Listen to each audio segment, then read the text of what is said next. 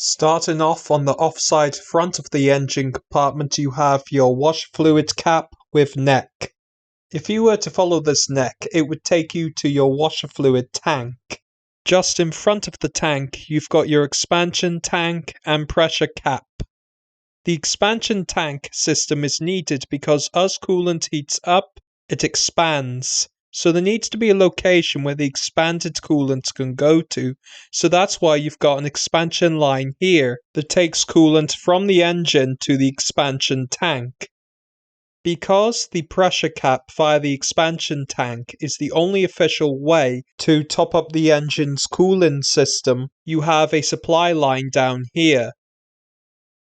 To the right of the supply line, you have one of your air conditioning pipes. Moving the camera over here, you have one of your dust covers that you can remove to gain access to one of your air conditioning recharge points. Together with another one are used so service personnel can recharge the system. Over time, the refrigerant leaks out, so that's why you have service ports for your air conditioning system. Moving over here, you have one of your engine mount brackets. To the left, you have one of your engine mounts. Inside this mount, you have rubber that reduces vibration going into the cabin. This one here and another one on the other side are used to hold the engine up. Over here, you have one of your chassis rails. This one and another one on the other side are used as an attachment point for your engine mount system. On the back of the headlight, you have an electrical connector here that controls and powers the turn signal on that side. This electrical connector is used to power and control your LED module. This electrical connector down here is used to control and power the headlight. Now this over here is an adjuster to adjust headlight aim. The reason why you have an adjuster is so that service personnel can adjust headlight aim for that side. You can also see the electrical connector that is used to control and power that side's headlight aim that you can control from the operator's cabin. And you can just see the washer fluid tank, which I mentioned earlier. Over here, you have your timing belt cover. Behind the cover, you have your two camshaft drive gears and timing belt. Also in this location, you have your two variable valve timing actuators. In this engine, the timing belt is lubricated to reduce friction. Moving the camera down here, you have your alternator pulley. This belt is used to drive ancillaries like your alternator. The alternator is not only used to charge up the 12-volt battery, but it's also used to power the 12-volt system when the engine is running. You also have cooling holes on the alternator to keep the alternator cool. Behind the holes, you have your stator windings. Below the alternator, you have your air conditioning compressor. The compressor is used to pump the refrigerant around the system. Top left of your air conditioning compressor, you have your belt tensioner. The belt tensioner is needed because if you didn't have a tensioner, you wouldn't be able to drive auxiliary components. Because you need a certain amount of tension to be able to drive auxiliary components with the belt. Otherwise, it would slip. The auxiliary belt system is driven off by the crankshaft pulley. Moving over to the left, you can see one of your drive shafts. Together with another one on the other side, are used to take the power from the differential sun gears to the hubs to drive the front wheels. Moving the camera over here, you have your manifold absolute pressure sensor. Now the MAP sensor is used to tell the engine control unit the manifold pressure. Below the MAP sensor wiring harness, you've got another electrical connector here for your pre-catalytic converter lambda sensor. This sensor is very important in a modern engine because it tells the engine control unit the air-fuel ratio going out of the exhaust manifold. In this engine, the exhaust manifold is built into the cylinder head. The reason why they've done this is to improve warm-up times.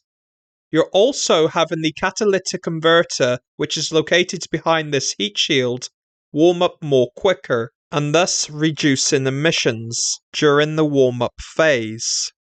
The catalytic converter converts harmful emissions into less harmful emissions. To the left, you have your dipstick. Moving the camera up here, you have your intake manifold plenum. The plenum is there to distribute the air at equal pressure to each inlet port. The reason why you've got long intake runners is to improve volumetric efficiency and improve engine torque low down in the rev range. Behind the plenum you have your 3 coil packs. The coil packs step up the voltage to very high voltage to be used for the spark plug electrodes.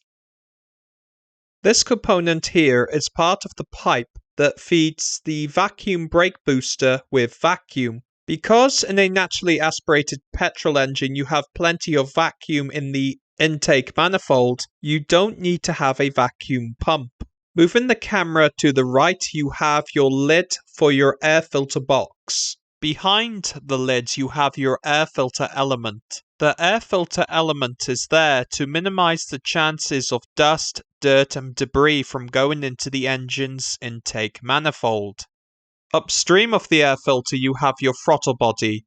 When you push the accelerator pedal, you tell the engine control unit to operate your actuator to control the throttle body valve. In this location, you have both of your pipes, one here and here, that takes coolant to and from the radiator. Behind the pipe, you have your thermostat housing. Behind the housing, you have your thermostat. A thermostat in a coolant system is like a valve. What it does is, when the engine's coolant is cold, it's closed to prevent coolant going to the radiator.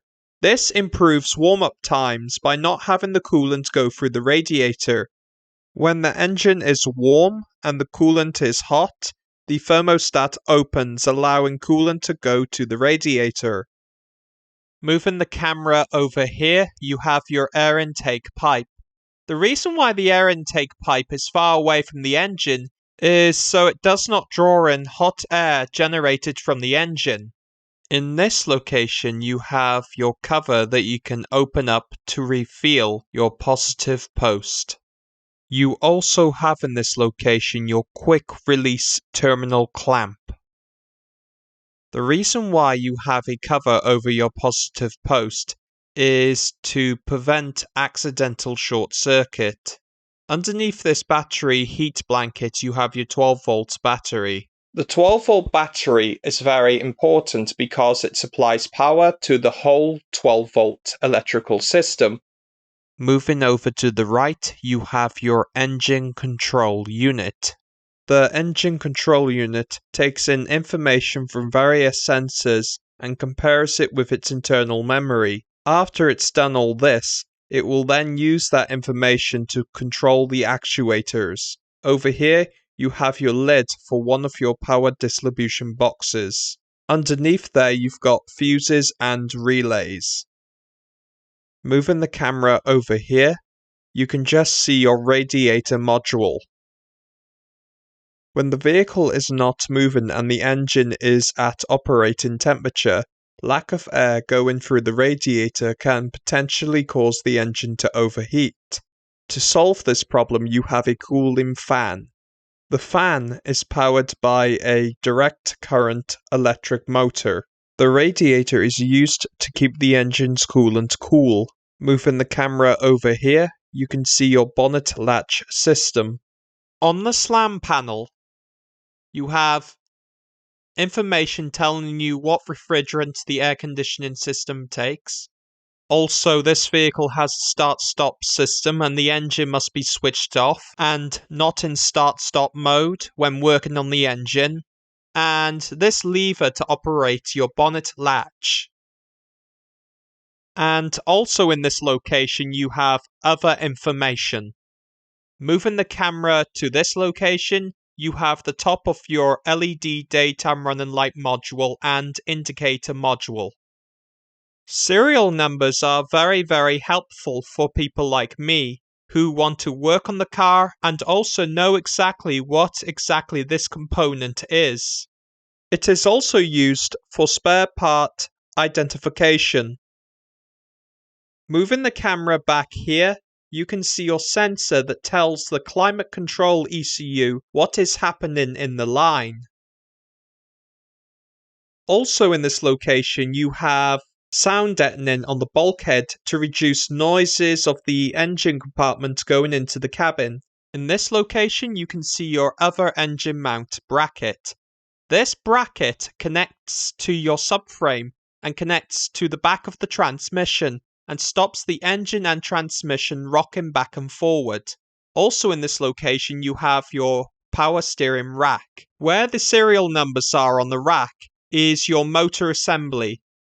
Also on the steering rack you also have boots that prevents mud, dirt and debris from going into the inner sockets assembly that connects the rack with the tie rods.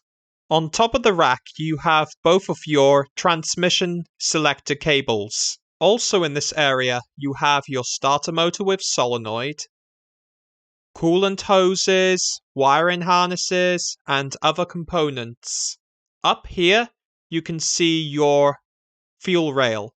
The fuel rail's job is to distribute the fuel at equal pressure to each fuel injector. On top of the rail, you have all three of your wiring harnesses to control and power each fuel injector. Behind the manifold, you have quite a few different components like two of your pipes that goes to and from your heater core and other components. Moving over here, you have your brake fluid cap with tank. Below the tank, you've got your master cylinder. Behind the master cylinder, you have your vacuum brake booster.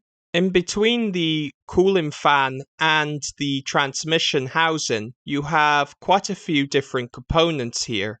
To the bottom left, you have your post-catalytic converter lambda sensor. This sensor is used to tell the engine control unit catalytic converter efficiency. In the center, you have your hydraulic line that takes fluid from the clutch main cylinder to the clutch semi-cylinder. At the bottom of the engine compartment, to your right, you have your transmission housing. Towards the bottom of my video, you can see your exhaust flex pipe. Towards the left, you have your oil sump. The sump is a storage device where it stores the engine's oil when the engine is not operating.